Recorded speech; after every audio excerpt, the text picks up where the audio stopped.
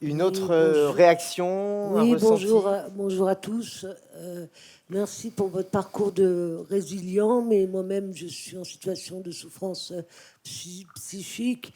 Je travaillais jusqu'à dernièrement et j'ai perdu mon emploi et ça me met dans une position où je suis à nouveau livrée à la nature, livrée en pleine nature. J'ai un logement indépendant, mais j'ai un ami qui m'aide et en même temps, ça se passe pas bien avec lui. Donc, j'étais étonnée que dans le cadre de monsieur, de votre insertion inclusive en foyer de vie, ça se passe bien. Moi, ça se passe pas bien avec lui.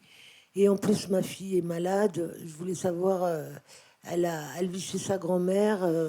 Elle a des troubles paniques, des troubles, comment dirais-je, elle est boulimique, elle a des troubles paniques, des très fortes migraines. Elle vit chez sa grand-mère. Ça se passe mal. J'ai essayé de l'aider. Je lui ai pris un rendez-vous chez le médecin généraliste pour qu'elle commence à se faire soigner. Les troubles sont d'abord des troubles familiaux. Quand on n'a pas de contact avec sa famille, comment on fait? Quand on n'a pas de relais, comment on fait? Voilà, c'est un peu mes questions. Mais si vous pouviez m'informer sur comment continuer à être résilient et à y croire quand on a des coups du sort, parce que l'insertion socio-professionnelle est quand même primordiale à mon avis. Merci.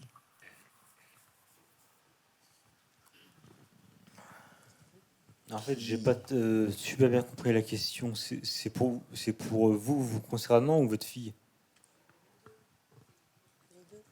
Les deux. Les deux? C'est pas. Il n'y a pas de thérapie de famille qui a été envisagée. Ma famille est complètement pathogène et ma mère est vieillissante. Elle s'occupe de ma fille. Elle a 78 ans. Elle sort d'un cancer. Ah, c'est Et sûr, elle, c'est des choses très dures. C'est sûr, c'est très dur. Après, faut. C'est pas facile de savoir vraiment. Enfin, je pense qu'il elle, faut pas hésiter à solliciter vraiment. Il y a une multitude d'aides en France. Les L'en retrouver, les offres Falleret, hmm, l'association Vivre. Enfin, il y a beaucoup de structures. Je pense qu'il il faut faut. les J'ai envie de vous dire, solliciter. peut-être que ce que je dis, c'est pas parole d'évangile, mais j'ai envie de dire, il faut les taper à toutes les portes, quoi. Oui, d'accord. Enfin, c'est un peu Merci. primaire comme ce que je dis, mais Hmm. faut aller, faut taper à toutes les portes et essayer de chercher un maximum d'aide. Voilà. Hmm. Mais je ne sais Il y a, pas il y a beaucoup de structures. je sais pas si l'aide, elle passe nécessairement par entre guillemets, la psychiatrisation. Ma fille ne veut pas être psychiatrisée. Elle n'a pas envie d'avoir mon parcours et je la comprends. Et donc, je ne sais pas trop comment l'aider. Je commence par une généraliste avec qui elle était un peu en confiance pour essayer qu'elle se fasse soigner. Mais est-ce qu'il faut qu'elle aille à la maison de Solène, par exemple, Mais déjà, consulter? sans Enfin, être trop intrusif, je me permets. Est-ce que votre fille, elle a conscience, elle est vraiment lucide, elle sait qu'elle a des problèmes, des symptômes. Est-ce oui, qu'elle est lucide? elle est lucide, elle a conscience de ses problèmes, mais elle ne sait Ouais. pas comment en sortir, quoi. Et elle est bloquée dans l'univers familial. Il y Elle avait a une quel mesure âge? d'AEMO, 20 ans. Elle a eu son bac, elle a été déscolarisée à partir de la Ouais. troisième et elle a travaillé chez elle. Elle est complètement sédentaire, elle sort absolument pas de la maison, Et mais vous dites, absolument pas de chez ma grand-mère. Elle reste dans sa chambre, sauf pour manger et se laver. Et encore, elle a l'impression que sa grand-mère l'empêche de manger. En fait, elle fait des crises de boulimie. Le seul plaisir qu'elle ait, c'est de manger. Et c'est beaucoup de elle est un, boulimie, et des crises d'angoisse également. oui, des très fortes crises d'angoisse Ouais, et de ouais. sueur et des très fortes migraines et Bah, des fortes d'angoisse où elle s'asphyxie complètement, quoi. en fait, pour, je veux dire, comme je dis, bon, il y a pas de fatalité, mais enfin, Hmm. enfin, c'est même pas il faut, je donne pas de leçons, mais je veux dire, votre fille, c'est important qu'elle se fasse aider, soigner, Oui. pas avec n'importe qui, n'importe quand, n'importe Hmm. comment. Enfin comment, je pense, qu'il faut déjà aller voir Un généraliste et puis voir non, si non, comment l'orienter. faut aller voir un médecin psychiatre. Voilà, il y a des tonnes de psychiatres partout. Je reconnais. Mais il y en a des bons et il y en a des moins oui, bons. alors voilà, il y a les bons, il y a des bons psychiatres.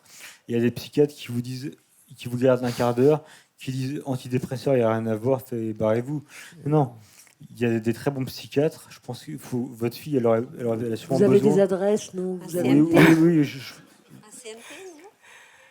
Un CMP, non, un CMP? Non, CMP, ça ne me convient pas. Il y a Ils vont la psychiatriser. CMP, mais si vous l'avez, c'est que elle ne veut pas être psychiatrisée, elle ne veut pas voir mon parcours, quoi. Et elle n'a pas les mêmes troubles que moi. En plus, elle voulait se faire détecter autiste Asperger. Elle a quand même, en étant déscolarisée depuis la 3e, eu son bac C, bac scientifique avec mention bien. Donc elle a commencé une année supérieure qu'elle a interrompue l'an dernier. Elle a quand même des tas de capacités, mais elle n'arrive pas à les mettre en œuvre. Et j'avais pensé à la maison de Solène, mais voilà, je ne sais pas. Parce qu'en fait, vous évoquez la chose suivante, que votre fille ne veut pas vous ressembler. Non, elle ne veut pas rentrer dans la... Peut-être que... Alors après, j'espère que c'est possible, mais pourquoi vous et votre fille, je pense, ne pas aller voir... Pourquoi ne pas aller voir un thérapeute familial où il n'y a pas vous d'un côté, votre fille d'un côté, mais vous deux, et travailler sur votre lien, en fait. Parce que votre lien semble... Elle a des tendances suicidaires, elle me disait, depuis l'âge de 7 ans, en fait. Et je Ouais. m'en suis pas rendu compte, et c'est pas moi qui l'ai élevée, c'est sa grand-mère, parce que j'ai fait des psychoses puerpérales. Ah oui, une d'accord. psychose puerpérale à sa naissance, c'est sa grand-mère qui l'a pris en charge, et ça se passe très mal, quoi. Sa grand-mère n'accepte pas son poids, elle la critique, elle lui dit tu manges plus, tu montes plus manger. Elle était complètement paniquée hier, elle n'osait pas aller manger, J'ai envie de avait dire, envie de mourir. chacun est libre, mais je pense que vous et votre fille, vous et votre fille, ça peut être intéressant que vous alliez pas voir un thérapeute l'une d'un côté, l'une de l'autre, mais vous deux en même temps, avec un ou une thérapeute bien formé sur ce genre de problème. Voilà. C'est payant, c'est très cher. Pardon ? Et vous avez c'est payant et c'est très cher. Et vous avez des adresses. En CMP, en centre médico-psychologique, c'est pris en charge, madame. Donc, Adrien, merci infiniment pour ces précieux conseils, cette excellente recommandation de thérapeute familial. Je crois que Rodolphe, tu as quelques mots à ajouter. Et puis peut-être on passera à une dernière personne, une dernière intervention avant la pause déjeuner pour que vous ayez effectivement suffisamment de temps pour déjeuner. Rodolphe. Oui, pour moi, de mon côté, enfin, d'après ce que j'entends, ce que vous dites, je pense qu'il faudrait que vous occupiez aussi de vous. C'est comment dire, mais voilà. Si vous souffrez de troubles, il faut d'abord que vous passiez par vous avant de pouvoir engager quelque chose pour votre fille. Et votre fille, d'après ce que j'entends, elle n'est pas dans un milieu vraiment très favorable. Donc, dans un premier temps, c'est vous. C'est vous la plus importante. C'est con à dire, mais c'est comme ça. Vraiment, c'est comme ça que je vois les choses. C'est ce qui a marché pour moi. Dans un premier temps, c'est vous. Et après, oui, votre fille, bah oui, elle prend de l'importance. Hein. Et déjà, si elle pouvait sortir de son milieu... Dans le milieu dans lequel elle évolue, ce serait bien pour elle aussi.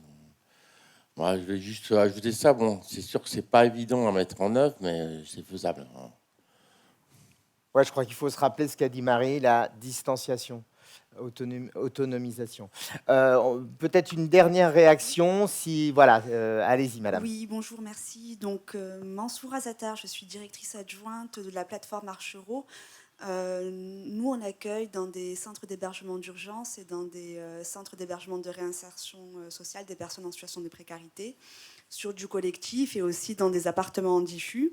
Moi, j'avais plutôt une question pour Rodolphe. Tout à l'heure, vous avez pu dire dans votre pratique en tant que père aidant, vous avez cité un exemple que une personne qui était hébergée se disait triste parce qu'elle ne voyait pas sa fille, etc.